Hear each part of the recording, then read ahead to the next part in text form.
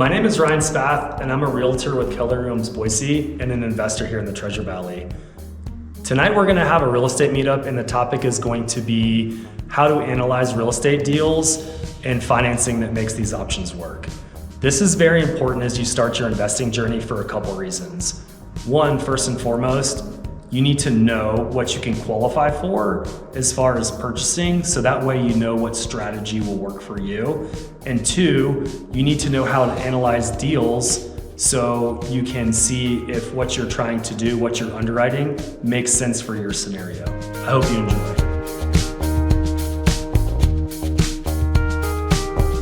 Okay, thank you guys so much for coming out. I appreciate everyone taking their Thursday and stepping away from loved ones, from children, from husbands, from wives, from studying.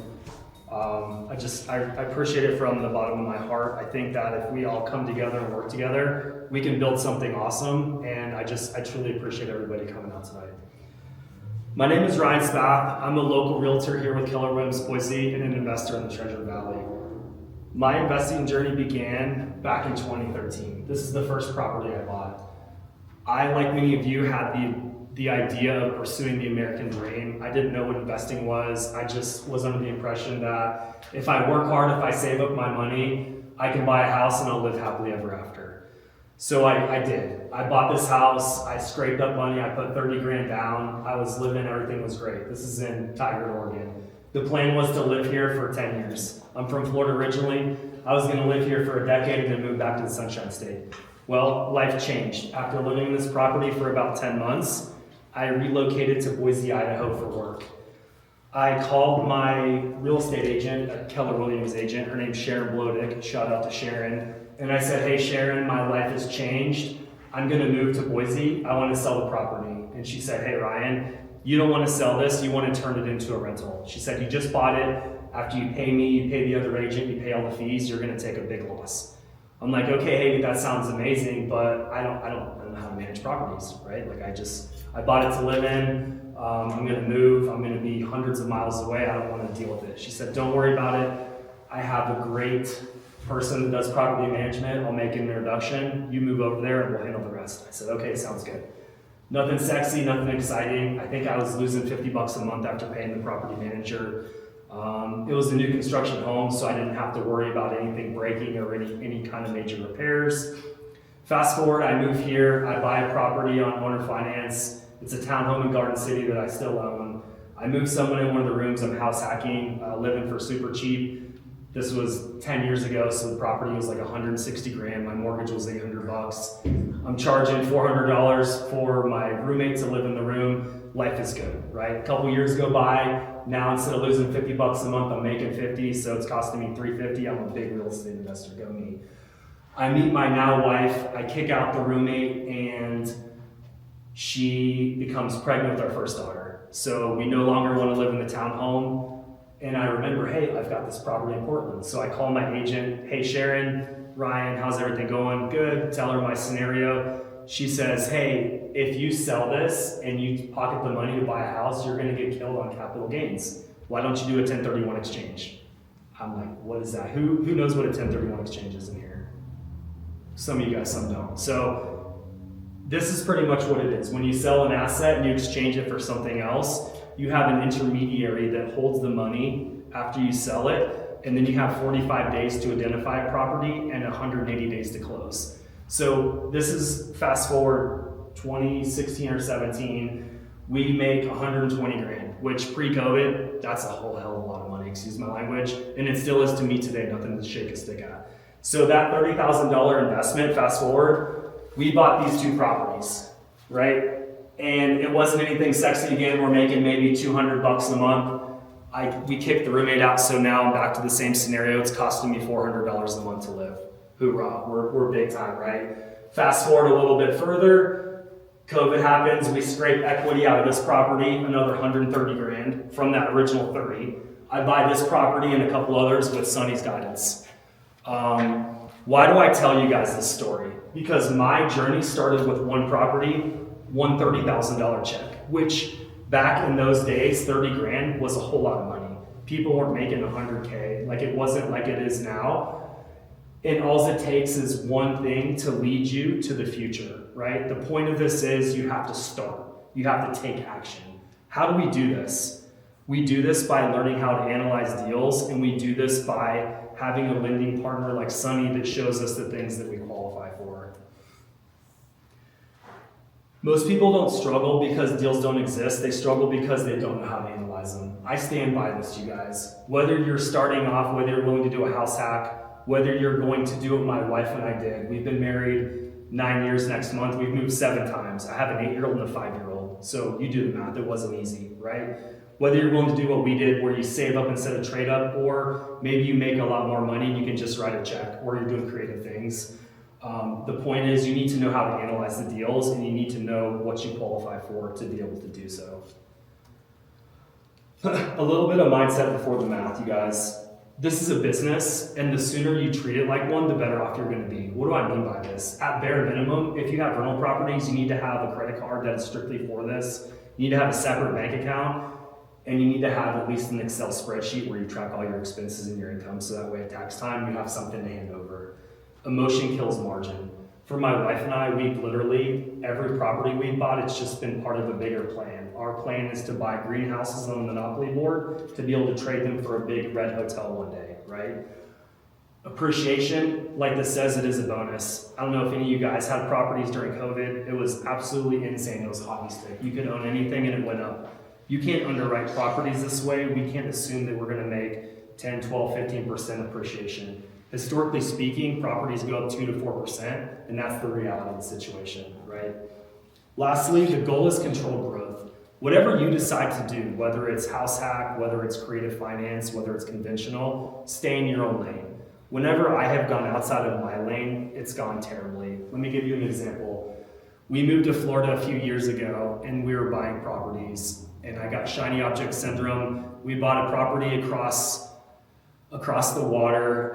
It was the Florida dream. We were going to Airbnb it. It failed. We never even did it. We ended up having to sell the property to be able to move back to Florida. The point of this is, if we hadn't have done that, we would have another property.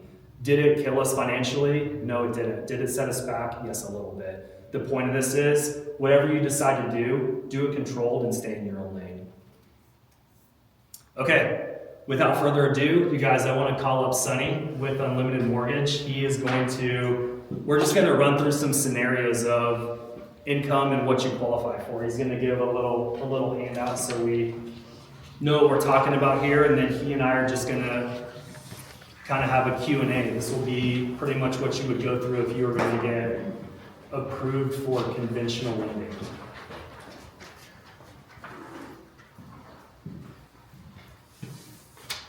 All right.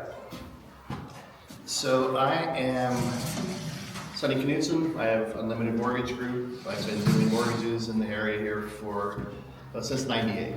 So that's about it. I'm a mortgage broker, and I love what I do. Ryan asked me to just kind of touch base and kind of go over a couple different scenarios on kind of the difference between, or about the house hacking. What the difference would be between if you just go out there and try to buy a house, what that would look like, and then kind of the difference between if you kind of incorporated the house hacking into it and what those numbers would look like. So I am going to just go through the conventional loan, FHA loan, as if you were going to buy a single family home, and then the second property is a duplex, and we'll see what that looks like. So on that first page, I'm looking at that 1966 North Pilgrim Avenue. It's a single family home, 3-bedroom, 2-bath. Purchase price is $414,900. I've got the estimated taxes and insurance there, but on a conventional loan, the maximum loan to value is 95% loan to value. So you need 5% down. So on a conventional loan, that 5% down, it would cost you $20,745 in a down payment. With a 680 credit score, there's a program called Home Ready. There's also one that's called Home Possible. Both of those types of loan programs, they're for people who in the Boise area make less than $86,640. And if you qualify for those programs, they cap the adjustments for conventional loans. And so you have quite a bit lower interest rate. So on one of those programs, on a conventional loan of 5% down, you could get 6.375%. On a traditional conventional loan, so you made over that 86,640, your rate would be 7.25. So that's a big difference in rate right there. But on the home ready, if you make $70,000, so you're making less than the 86,640, your principal, interest, taxes, and insurance, that total monthly payment would be about $29.36. If you made $70,000 a year, that debt to income ratio that you would have would be just over 50%. On a conventional loan, you usually want to try to stay around 45% debt to income ratio. However, depending on credit score, income reserves, sometimes we can go up to and just barely over 50% debt to income ratio. So it's possible to do, but that could be stretching your outflow every month and your liabilities. So, but it's possible. But so with that total monthly payment of $29.36, if you don't have a tenant paying anything for you, your total, it's going to cost you $29.36 a month to live in that house. On an FHA loan, the next option there, the 3.5% down payment. So you're saving quite a bit on your down payment with an FHA loan. That's only $14,522, and that PITI, that's your total monthly payment, would be about $28.04 per month. Again, that's lower payment than it is on a conventional loan, but that keeps your debt to income ratio at 48%. On an FHA loan, again, want to try to keep in the debt to income ratio of about 45%, but sometimes I can go up into the mid 50s and high 50s on an FHA loan. So FHA is a little bit more lenient on their qualifications. But so with that would cost you about $28.04 per month to live in that house. If you go to the second page, this is 520 South White Cloud. That's a 4-bedroom, 2-bath duplex. The purchase price on that is $474,900. I've got estimated taxes and insurance there. Again, on an owner-occupied purchase of a duplex, the maximum loan to value is 95%. So you can still get into this property with 5% down, which would be $23,745.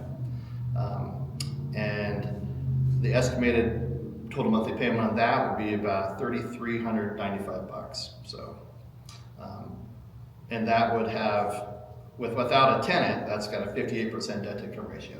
So the problem with you buying a duplex with $70,000 at this purchase price, if you're only putting down 5%, you're not going to qualify to buy that property. So nice thing about house hacking is you get to use the rent from that other unit. This is a 2-unit property, so you got a tenant. You get to use that estimated rent from that other unit to help qualify for this mortgage. And so if the rent from that other unit was $1,500, if that's what the market rent was, we get to estimate, say, 75% of that to use to help you qualify. So that would be $1,125. So you add that to your $5,833 per month income, then you're sitting at being able to use $6,958 for income. That's got your debt to income ratio below 50%. Chances are you'd be able to qualify for that. Your estimated principal and interest, taxes, insurance, $3,395. If a tenant's paying $1,500, it's only costing you $1,895 to live in that duplex, and it's worth $474,900. So that's a big difference between buying the single family that's costing you $2,900. This was only $1,895. On an FHA loan, you could get into that same property with 3.5% down. So that down payment's only $16,622. That would be your down payment. I could go through these other numbers, but basically you're sitting at a 54% debt to income ratio.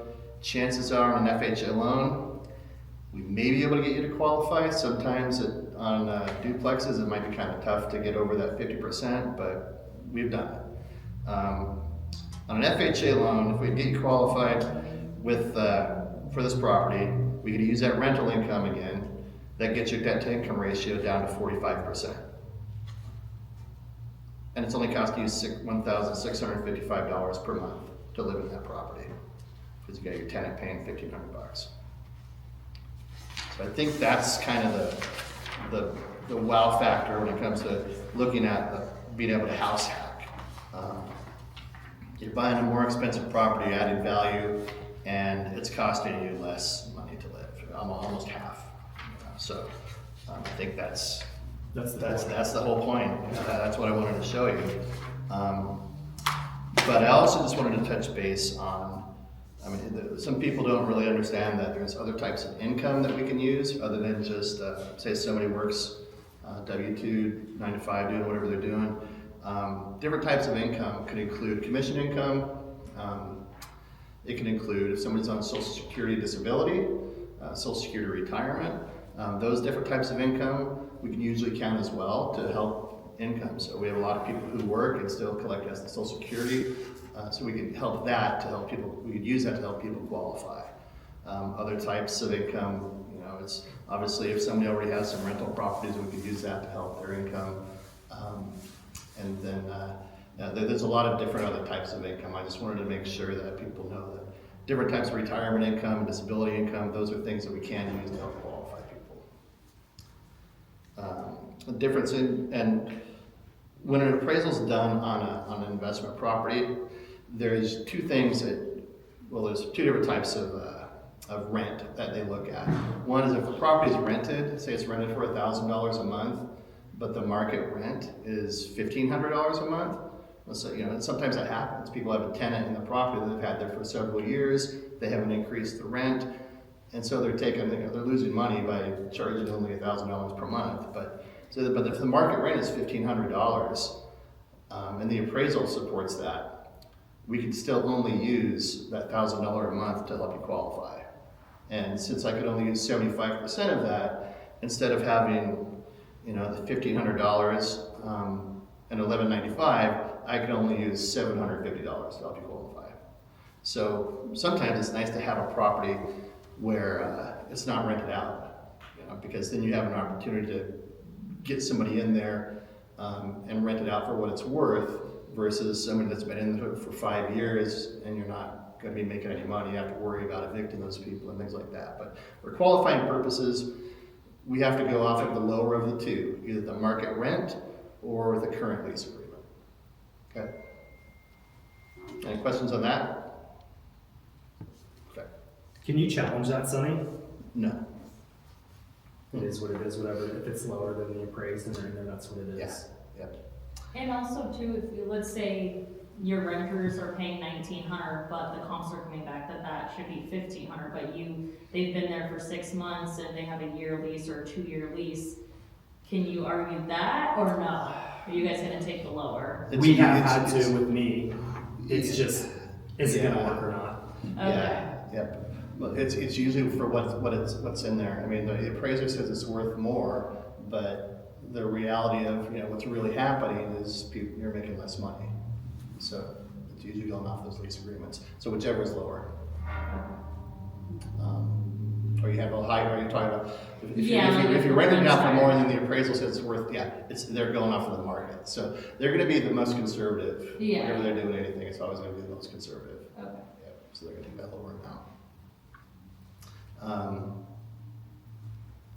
Obviously, if say you got $700 in $700 in monthly debt, like a car payment, some credit cards, a student loan, or something like that you're paying on. If you have $700 in debt and you qualify for, say, $500,000 for a loan amount, if you got $700 in debt, that's going to drop your purchasing power by about $100,000.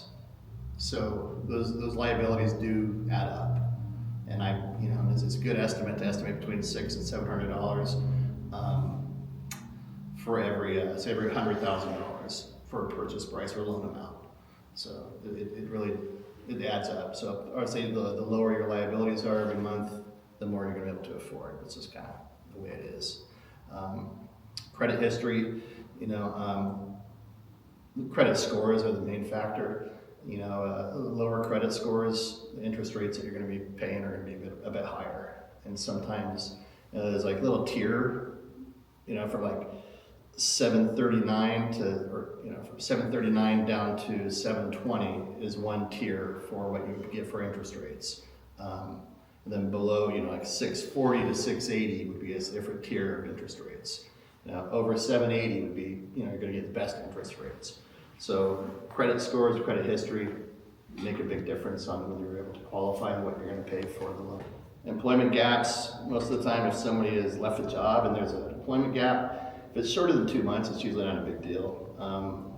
If it's 6 months, then usually somebody has to be back to work for 12 months before we can use the income. But we've worked through that many times as long as we have a good reason for it. And if someone's going back into the same line of work or something like that, then usually we could use that income as well. So it's just, and different loan programs have different guidelines for what they would allow and what they require. So we were talking about these minimum down payment type of loans. If somebody's got 20 or 25% to put down, say they got cash in the bank, but they don't have income that we could use to qualify, there's types of loans now where we could actually qualify people based off of the property or the projected monthly rent or the market rents on the properties they want to buy. And that's whether it's a single family or a duplex. If somebody's got the cash to put down, we don't necessarily need to document any income for individuals. The property, as long as the property's rent can support the mortgage payment, then they could qualify for the loan. And if somebody's got some decent credit scores, it's like some of these rates are better than the rates that we're paying on conforming loans, where people are jumping through hoops, documenting deposits and documenting income. And I'm talking to you twice a day because every time you send me something, it shows a different deposit. Now I have to paper trail that, I have to paper trail this. We got to, it's like sometimes these they're called DSCR loans, and as long as the house will pay for itself, we can avoid all of that other hassle and documentation that we need to do for these conforming loans. Do you do DSCR loans? Yeah. Okay. Yeah. And I'm licensed in Oregon, Idaho, and Wyoming, but with DSCR loans, I could pretty much cover most of the United States for these types of loans, because they're not, they're just a specific type of loan where they're a business purpose loan. And so I don't necessarily have to be licensed in all these other states, but I'm able to get those done. Any questions, Ryan? No, I think you covered everything that I have. Yeah. If you want anybody wants me to address anything more in depth than any of this other, the stuff that's on this paperwork, just let me know. I'm happy to answer any questions. All right. Appreciate Back to you, it. Brent. Yeah. So the point of this, you guys, is we need to know if we're going to buy something, how we're going to buy it. We need to have a relationship with an investor-friendly lender like Sonny and be able to explain the scenario. And he's going to be able to guide us as to what we can and cannot do. And even if we're not there yet, in my opinion, it's good to get with someone like Sonny so you can develop a plan of what you're going to do in the future, right? In real estate, one of the things that I wish I would have taken to heart seriously, you want to have the relationship before you meet the person. It's so true and it's so helpful. So real quick, you guys, I just want to show you something that I've used to analyze deals my whole life. It's super basic. If everyone will grab this piece of paper, and if you scan, do you guys have one? No? Let me grab it real quick. You bet.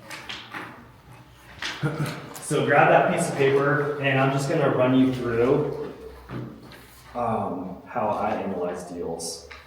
Give me 1 second here. I need to share a different screen. Well, like I said, Brian, I wanted to, when I put this together, I forgot to put the interest rate for the FHA loan that I was using for running these numbers.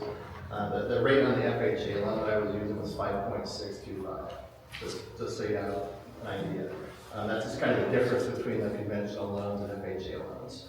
Those rates are usually quite a bit better, especially with lower credit scores. And obviously rates change every day, so, but this is just for an example of Sonny, what about DSCR rates?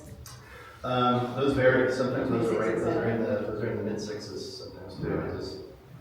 I was just looking up at a note a few months ago, and it was a DSCR, and it was like 6.5. So. And what affects the DSCR rates? Huh? What affects the DSCR rates? Loan to value, and credit score. Oh, and the DSCR ratio. So basically, if the house can pay for itself, basically that's a DS. And all this is your rent just pays the mortgage payment. That's a DSCR ratio of 1. If your rent pays 1.5 times what your mortgage payment is, that's a DSCR ratio of 1.5. So the more you're making, the lower your rates can be as well. And sometimes you actually even go less than 1. So if your rent almost covers your mortgage payment, you still might be able to do lower. But again, that's going to affect the interest rate. And debt to income doesn't really matter at that point, or does it still? Your personal income? Yeah. Your personal income is not in the mix at all. Okay. It's just the property. Just the property. It's an asset-based Yep. loan. UPGM is the difference, where a conventional loan, if you foreclose, it's whatever. On this one, they're gonna come after you, because you're guaranteeing it. It's a business loan. Okay. That's the difference, right, Sonny? Yeah, you're still liable as an individual for it. Yeah. But Not a big deal, just, But as far as qualifying, the property is what qualifies. So, as far as the income of the property qualifies, not you. So And does the rent structure still stay the same then, like you're saying they use the market comps? Or is when it's DSCR, are you using actual rents of the place? It's going to go off of the lower of the two. Okay, Yeah. okay. Yeah, and that's where it's nice, when an appraisal's done on a property for a DSCR, it's kind of very similar. It's better for that place not to be rented out, unless you're making more money off of it. Yeah.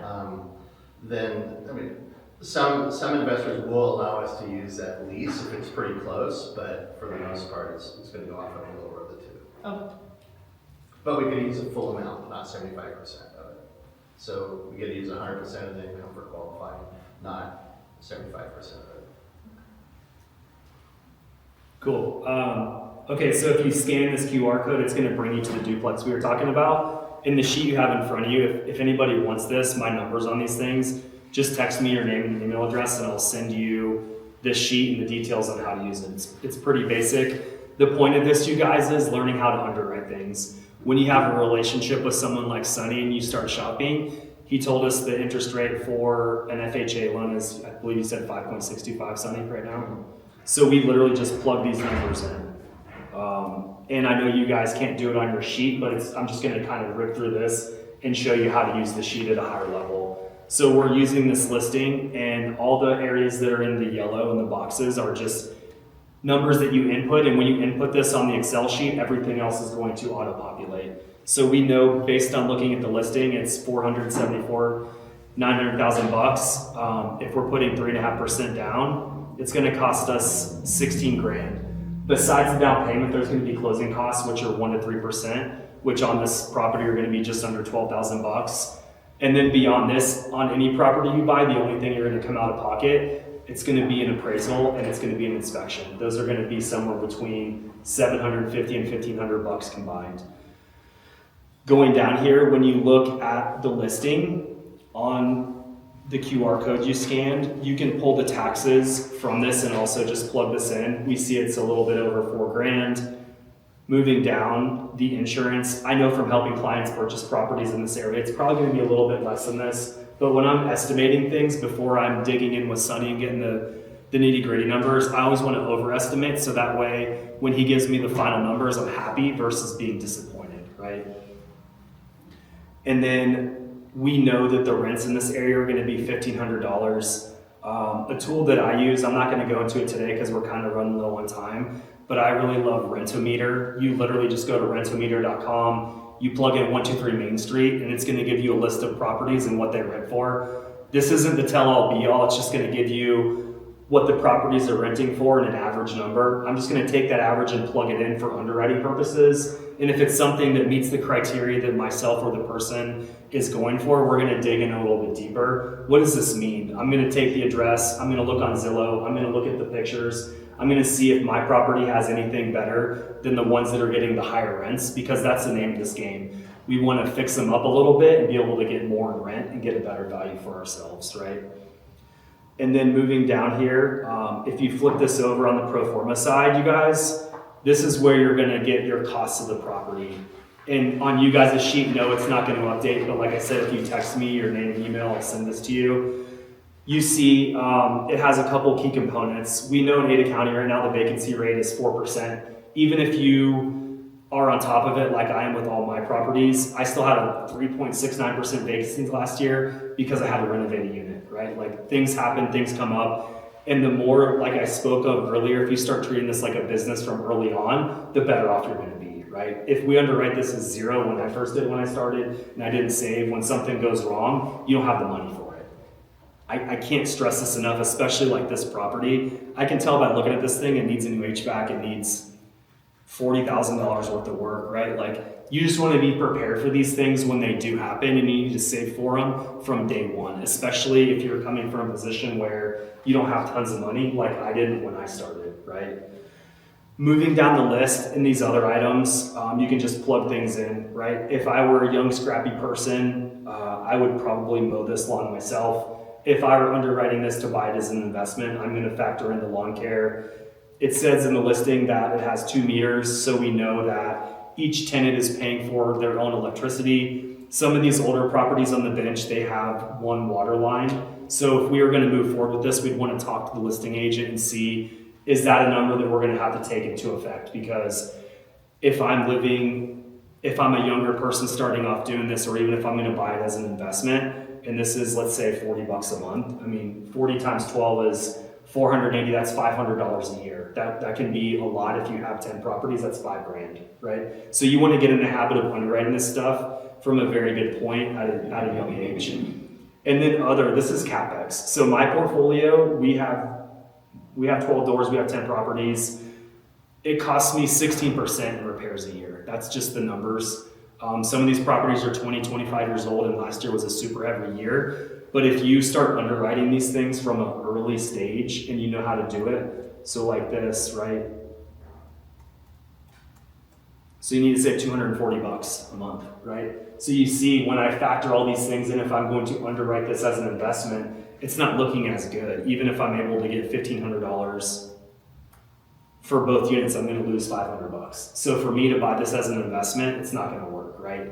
But if I were to buy this as a house hack, maybe this is something I'm gonna consider, right? Do you guys get this? Does this kind of make sense? Do we see the point of having a lending partner like Sunny and knowing what our rates are gonna be, what we're gonna put down, and the basics of how to kind of underwrite a deal just at the high levels? Does this all make sense to you guys? Cool, sound good? Does anybody have any questions or anything? I just wanted to rip through this. I want to give us some time to talk and kind of network after, but I don't want to be up here going over this too long. Any specific questions about any of this and how to do it? No? Okay, cool. Thank you guys. I appreciate you coming out. We're going to do this every 3rd Thursday. We're going to have different topics, and the goal of this is just to give value. So I hope you continue to come. I hope you got value from this, and bring a friend next time. Thanks, Sunny, for everything.